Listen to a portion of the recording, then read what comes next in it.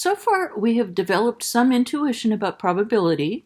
We've introduced some shorthand notation for writing down probabilities, and we've learned some vocabulary. Let's put those things together now in a couple of examples.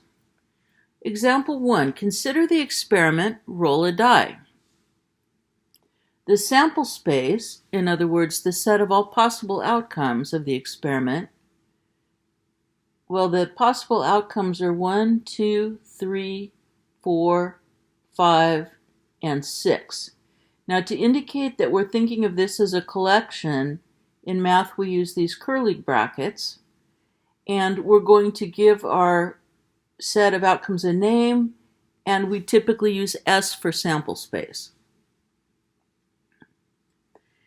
The event roll an even number, well, that contains the outcomes 2, 4, and 6.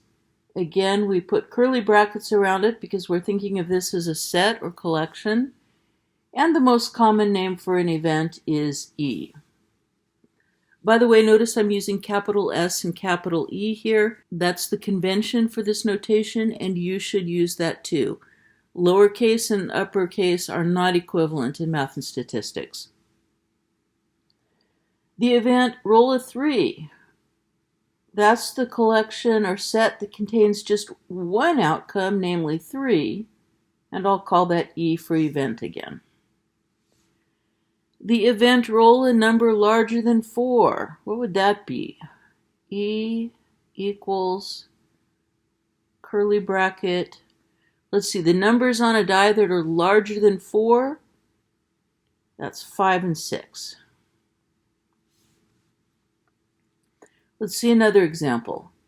Consider the experiment flip a coin twice. The sample space, the set of all possible outcomes, is capital S equals curly bracket. And then what could happen if we flip a coin twice? Well, I could get heads and then heads again, or I could get heads first and then tails, or I could get tails first and then heads, or I could get tails twice. And that's all the possibilities. What would the event get exactly one head be? Well, there's two outcomes that have exactly one head. That's head tails and tails heads. So that's what would be in this event.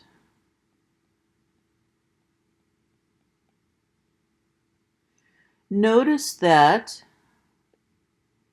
heads heads is not in this event because it has two heads, not exactly one. But last, the event get two heads, that's that one. The event containing just the outcome heads heads. A little more vocabulary here. Each flip of the coin in example 2 is called a trial. Now, an experiment consists of one or more trials.